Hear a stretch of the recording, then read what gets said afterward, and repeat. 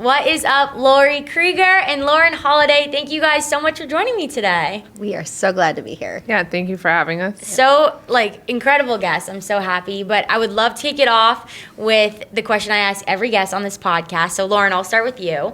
What are you all about right now? What am I all about right now? I think that right now, this might sound cheesy, but I am all about my kids. I love everything that is changing with them. They drive me absolutely insane. And then I also love, I want to know everything about their day. I want to be a part of every single thing. So right now I think I am all about my kids. It's very good. It's A++, not cheesy at all. I thought you were going to say buying soccer teams, but whatever. That too. That's awesome too. Yeah. I would love that. I was going to say the same thing, so I feel pressured to come up with something different, but I'm going to stick with it. Both my kids are back at home with us right now, and I just love having them back in our space, and so grateful for this season of life with them. So all about Mallory and Jake. That's very special. My sister's name is Mallory, and I'm actually at home with my parents right now too. And it is a very sweet season because it's not always going to be like that, right? And so just soaking it up now because they're the best, and I love them. But I love hearing what people are all about. So thank you both for sharing that. But would love to talk about your relationship between you two, being with the U.S. Women's National Team, and what that looked like. But first, just Lauren, when did you meet Lori? I met Lori in 2013. And I played for FC Kansas City, and one of the guys that worked for the team, he comes up to me and he's like, hey, there's this woman that wants to meet you. I had told her you're a believer and maybe you would want to start Bible study. And I'm like, yeah, sure, whatever. And we used to play at this really raggedy old indoor place.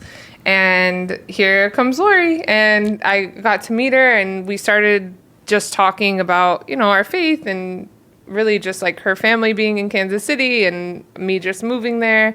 And we started a friendship. And then the next season we started a Bible study. We started doing a prayer before the game, and it just sprouted from there. That's awesome. And Lori, when did you know that you wanted to be a chaplain?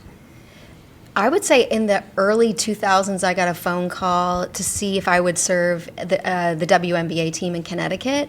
And so it has been birthed in me for a long time. I mean, the first person that I led to the Lord as a teammate, I was actually in 6th grade. So I think, even though I didn't know what a chaplain was in 6th grade, I think this sports ministry and using sport to share my faith was happening for me early on. That's really cool. Yeah. I love that. And I feel like that's so similar with athletes too, is they, you have that feeling deep inside of you of, I know this is what I want to do with my life. So I absolutely love that. But just from your perspective, Lauren, what does the player to chaplain relationship look like? Because some people might not have had a chaplain, or might not have had an FCA leader growing up, or may not have experienced having a faith leader in their sports circle before. So maybe when they do come across that, what does that look like?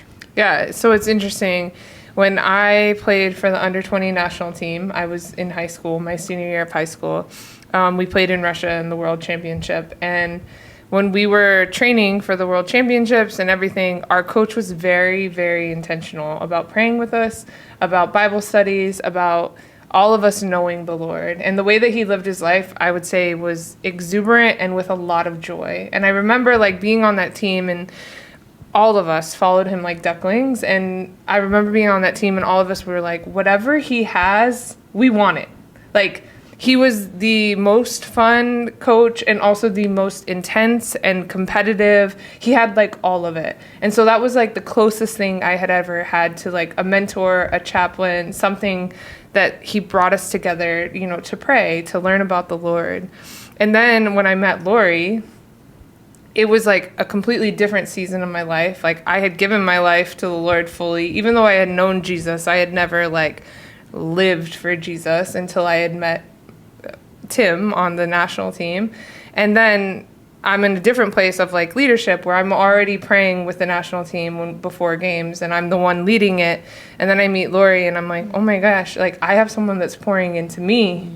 And so for me, the biggest thing with Lori was trust, right? I knew that everyone would buy in if they could trust Lori, and that was the easiest part, is I think for chaplains especially, they have to meet you where you are.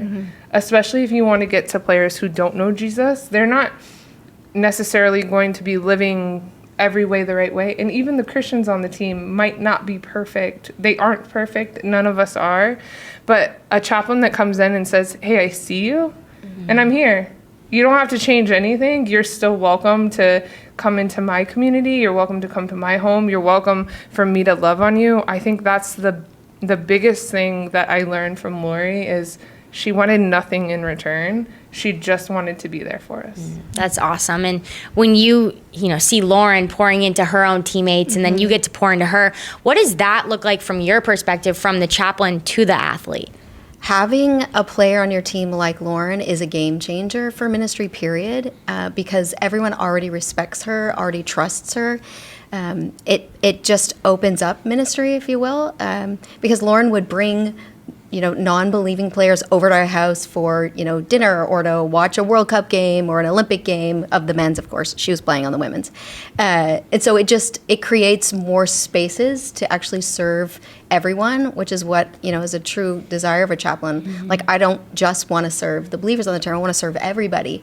But sometimes if you don't have access to them, then they won't know that you really do care for them and you love them. And so having a player like Lauren who genuinely loves her teammates, it's everything to a chaplain. Yeah, I love that. And I love that you brought up the non-believers too, because that's the goal, right? Like, the goal isn't to create an exclusive crew on the soccer team that's a chaplain and then like her 5 girls, right? And so, but with that, in Christianity, sometimes I feel like there's this, oh, well, you're a believer, then you're not as aggressive, or you're not as competitive, right? That's not the case with Lauren Holiday. So how did you maybe learn to find that balance of like, I'm going to hold my teammates accountable. I'm going to be the leader on the field. We're going to be aggressive. We're going to win this thing. But then also have that soft spirit and say, hey, and come to Bible study with me and meet my good friend Lori. How did you both really balance that? Yeah, I don't know that anyone would say that I have a soft spirit. I'll be completely You're honest. very sweet right now. You're very sweet right now. I don't know. And if you asked my husband, he would be like, yeah, right. But I think what it is integrity. So, like, if I live my life a certain way and you get to see it, and then I tell you about Jesus, or I say, hey, I'm a believer and this is my faith, but they've seen me lie or they've seen me not, like, walk in the right way, it's like, then there's disbelief, right? It's like, no, I don't know about you. But if you walk with integrity, I think that that's all that matters. And you can walk people through some really, really hard things, not by trying to fix them, not by trying to tell them, oh, this is what you should do, but just by saying, like, hey, I'm here. Whatever it is, like, let me hold your hand, let me walk through it with you. And I feel like, Lori, that's what you're really, really good at. And so it was super easy for me to bring people. Chaplains can be scary for non-believers, for people who so don't. Scary. Right. But it can be like a scary thing. You're like, oh, no, I don't want to do that. But, like, that's just not the feel when people see Lori. They're like, oh, Lord, like, believer or not. And they get super excited. And that was just who I always wanted to be. I didn't want to be like, oh, Lauren loves Jesus, let's not talk to her. I wanted people to say, hey, tell me why. Or, okay, that's cool because I see that you see me too. That's awesome. Yeah, she's so trustworthy. She had so much trust with her teammates. But I think competitiveness actually is a gift from the Lord. Yeah. And stewarding those gifts in a way that she competed, right, for the glory of God. So that's not a mediocrity performance. That is a competitive spirit. So, and I agree. No one has ever called you a quiet and gentle spirit. A competitive spirit and a warrior spirit who's going to fight for her teammates. That's awesome. Just looking back on your involvement with the national team, and I'd love to ask this question to both of you, was there a specific moment, season, game that you can just point to and be like, man, I just solely remember thinking to myself, the Lord is working in this program on this team? Yeah. So this is like pretty hard, but on the national team, I forget what year it was. It was pretty early on, but one of my teammates had a horrible incident where her sister was murdered. And I remember, like, watching her drop to her knees and just getting that phone call and us picking her up and doing whatever we could to, try to help. But I had a teammate come up to me and say, who was a non-believer, like, Lauren, we have to pray. Like, we have to pray for her. And the entire team, believer and not believer, did not matter. We were all in a room and we were praying for our teammate who we just saw like her soul crushed, like having her sister taken from her. And in that moment, I was like, this is God, like so present in this room that there is every single player on the team, who knows if they believe in Jesus, not believe in Jesus, holding hands, hugging each other, and really like calling out to the Lord. Like that's what we were doing, and that moment like has stuck with me forever. That's really powerful, because I think a lot of athletes can maybe be pouring into their team or inviting people to Bible study or really tugging on the hearts of their teammates. And if it is for a one moment when you can see, hey, like I am that person that they can call on in times of crises and in need, like that's what you're here for, is to like, not a one-time invitation, right? Yeah. It's a whole lifetime invitation. So thank you for sharing that. I don't know if I have a specific, like this moment we see God working, but I see little moments all along. Even like I just was in camp a couple of days ago. I flew from there to come here, and there are moments happening on this team where teammates are being seen and served in ways that we haven't seen maybe in a while. People are being vulnerable, and it's a pleasure to be with that team. It's an honor to be with that team. There's some incredible young women who are placed there right now. Yeah, that's cool. And just from having a front row seat to that, a lot of people watch this team on television and see, clips on social media and probably follow them so closely from afar. But just being up close to them, what do people not know about this team that they should know? Well, they're humans. They get a lot of criticism, right? And they're on the other side of the screen. They're incredible women. They also sacrifice a lot to be on that team. People might not know how many nights they spend away from their families, how many weddings they have missed, how many baby showers. It is a sacrifice to be on that team, and they should be celebrated and honored all the time.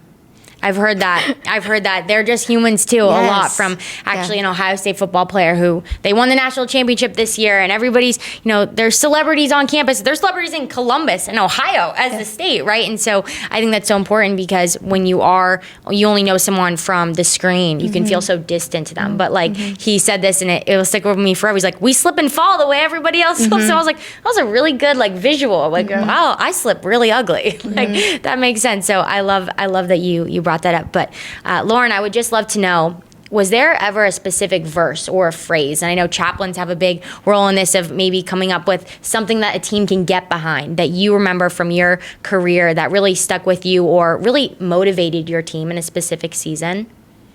Yeah, so actually I would say this verse with two of my teammates every time we stepped on the field, and we would say, Jesus is the same yesterday, today, and forever. And so it didn't matter if we had the worst game of our life or the best game of our life, like Jesus never changes. And it was just that reminder of like your performance on the field, as important as it is that you want to honor the Lord and you want to do great, it's not always going to be perfect, but we can look to Jesus for that perfection. And so that was always the verse that we said, and that stuck with me every game. I bet it just brings you that peace too, right? That like you might be playing on the biggest stage that you could potentially ever play on, and it's the same God as well, right? That carried you through those middle school practices, those club practices, and that song "Same God" is something that I always come back to in different difficult seasons athletically. Now, post grad and all the things. But was there ever a phrase or a verse or a theme maybe that you saw, man, that really with that group of girls that hit? Well, one year we did a theme of the John 10:10 life, and I thought it was just like this micro mini series that I was going to do for pregame chapels. But so we're like, what does it look like to live fully? Like you're fully loved, you're fully known. It just kept building and building. So the whole season was just John 10:10. You are fully known. That one seemed to stick, and the players really gravitated towards that. Yeah, that I year. love that. Yeah. I love that. And as much as Team Chapel and Bible study is serious, and you're probably talking about hard things and emotional things and helping people through trials, it's also really fun, and you get to bond together, and there's a lot of laughs. So just would love to know from both of you, do you have any fun memories or something that maybe was on or off the field with that group of girls, or something that you always look back to? Yeah, I mean, I think my time in Kansas City, like when we were there and doing everything, my favorite part was that like it just kept growing. So like you never knew who was coming or who was gonna like join in, and so for that was really fun. But honestly, like we always had fun. Like I feel like it was just always a really joyful like time together, even when we were talking about hard things, and everyone's different in their faith, asking questions, but just knowing that we had that freedom to be wherever you were, whoever you were in that moment, I think was awesome. I think one of my most favorite memories was 2015 World Cup. US wins. She scores the game-winning goal, and we were up in Vancouver, and we're celebrating with the team. And she comes and hugs me, and then whispers in my ear one simple statement, and she said, "God is so good." And that has always stuck with me, because if you know her story, within a year she's going to suffer a brain tumor, and she said the same thing to me in the kitchen of that rental house. God is still good. And it was pretty fun celebrating, obviously, the trophy. My kids have like gold medals. They let them have their gold medals around them. But That's powerful. And that's just so cool for you to be able to say that to her, and for you to have walked with her in so many aspects of life. And so just to go off of that, right, like soccer has taught you so much probably about the sport, but then also having invested throughout your time in soccer, not just with your teammates and then, go home to your family, but you're pouring into a community within soccer to really help you spiritually.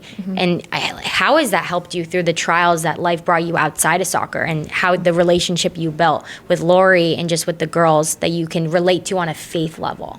Yeah. So after I retired, I got pregnant, and halfway through my pregnancy, I was diagnosed with a brain tumor. And I remember when I got the news that it was a brain tumor, and I called Lori, and she had no reception, right?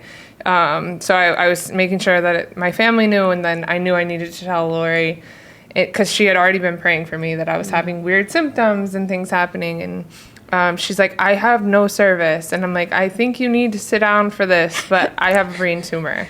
And after that, leading up, I waited. I delivered my daughter at 35 weeks, and then 4 weeks later, I had brain surgery. But I asked Lori to be there, and I wanted her to be there for brain surgery, because I knew that she would be able to calm a room. And when you're going through something really, really hard, my husband was already being strong for everyone. Like he couldn't break down. He had a newborn baby to take care of. There was so many people in the room. And like my mom and dad, you can't expect them to be strong in a moment that their daughter is going through a brain surgery. My in-laws were being strong for my husband, and I needed someone that would bring peace. And I trusted Lori, and I asked her, like, would she be there? And I remember waking up from surgery, and I was extremely, like, angry from the part of the brain they operated on. They told me that was a possibility. My eye was crossed. I lost my hearing.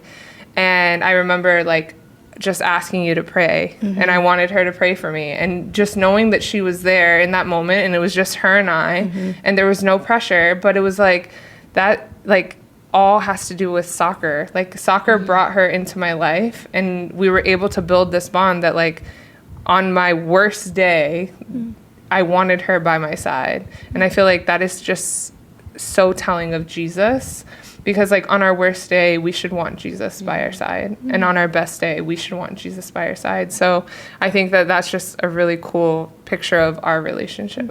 And what has that just taught you about the Lord? I'm getting emotional. Yeah, It's like the real. coolest story. I just thank you for sharing that. But like, just so cool, because if you hadn't said yes to meeting Lori when was it a coach in Kansas City? Just the front office. Front office. Like, think about that introduction, right? And like your willingness to say, hey, I'm going to come outside of myself. I'm going to come outside of my team. And, the leader that I am, like, you're not saying like, I got it all figured out. Like, I'm good. I got this. Like, I'll listen to my coach and that's it, right? You're like, no, I need more people to pour into me. When you see this and how you have had a hand in supporting her through her life, like, what has that taught you about just the Lord and his timing and how he really goes before us? Yeah, and let's make no mistake here. I showed up thinking I'm going to pour into Lauren, and Lauren, I've received so much from Lauren as well. My daughter, she's mentored my daughter.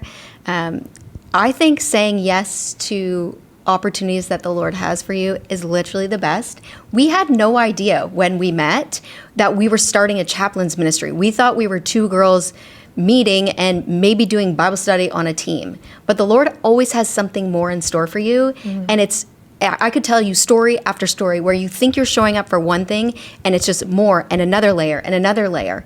So I'm not surprised that we're sitting here talking about God's goodness and faithfulness of his giant story that he's writing and weaving through our yeses, 13 years later, 12 years later. I can do math. Yeah. I can't either. That's why I'm doing communications podcast, talking to people. But no, I love that you say that too, because I'm in a season where I just ended my athletic career. I'm going to get into some pickup games or intramurals in my city, but my sport's over. Like, my lacrosse career is over, and I was always that person to say, my identity is not in my sport. My identity is not in my sport. My identity is in Christ. But the moment I stopped playing lacrosse, I realized all the excuses I had ever made about any circumstance was, but I play lacrosse, so that's where my attention goes. Or, but I'm an athlete, and that's where my attention goes. So maybe just leading off of that, like, we don't know what the Lord has for us, but what in store, we just don't know what in store and how he is working it. How have you handled, you've hit so many highs in your life as well, just athletically, but there's still more good to come. How have you seen just the next phase of your life outside of playing on the soccer field? Yeah, I think that same when you were saying, like, any interview I ever did, I was like, my identity is not in soccer. Like, my identity is Christ. And then I retired and I was like, my identity is in soccer.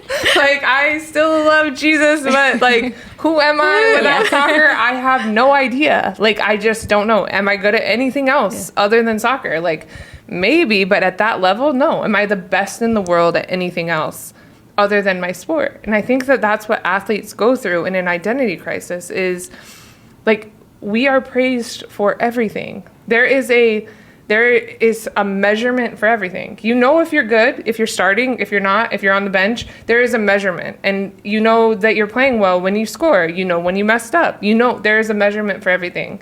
And then you're thrown into the real world or the regular world. Also, your schedule is made for you when you're an athlete. Like, how am I supposed to manage my time when I've been told, work out here, do this, do that?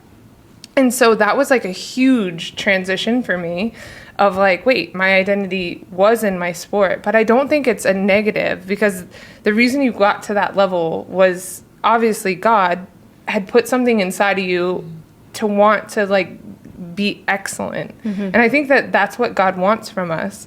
And so really it's just navigating, what else do you want to put the effort in to be excellent at? And it took me a while, it's taken me a while to figure out, but now I'm like, wow, I can have impact. I can do the same thing in so many other like spaces, even with my kids, even with my husband, or, he plays, and how am I with the wives, or what am I doing here? And so I think that coming to terms with like, this is a new journey. You don't have to measure yourself to everyone else. You don't have to compare. You just have to trust the Lord that he will make straight your path. Then I think that was the biggest struggle for me, but also that has been the most fun for me to figure out. I love that. And I love how you mentioned just giving yourself grace about it, because that is what the Lord put on your heart and gave you the ability to do. And so thank you for saying that, because it definitely spoken to me. And I would love to talk to you for hours about all the fun, exciting things that you have going on just with pro women's sports and all the things. But we don't have that much time, so we'll do it. We'll definitely do it another time. But just to kind of wrap that up, Lori, from your perspective as a chaplain and having a daughter who played college sports and now she's, transitioning out of that as well, what would you say for college athletes, one piece of advice to not let your sport, be your identity, even though it is something that is attention you're always going to be working through during life? What one piece of advice would you give athletes to not let their fulfillment be found in their sport? Well, it would be to start each game, asking yourselves the question like, Lord, how can I use this moment to glorify you? And then being really intentional with your team. Making sure you're being poured into, that you're spending time with the Lord, so that it is an overflow of the time that you spent, that you're making the most of the time with your teammates, because it does come to an end, but there is more in store, and it can be even better. It will probably be even better. But I know in college it feels like it's, so much, it's all consuming, right? So just using your time wisely, using that time with your teammates wisely, and leaning into the Lord has positioned you there. He's placed you there. It's holy ground for you. So that's cool. And just leaning into the relationships too, that he brings you through that, because, this is a relationship that is just cool for me to see from the outside. And I pray and hope that there's, things like that come up maybe when I'm 50, the Lord brings into my life, and I'm open and willing, like you were, to meet with, someone that I don't know. And so just thank you guys for just the wisdom, and you both are people that people need to seek out for this guidance, and just to follow for all the exciting things that you both are doing with soccer and just sports in general. So thank you for coming on the What's Up podcast. It was so nice to have you. Thank you for having us.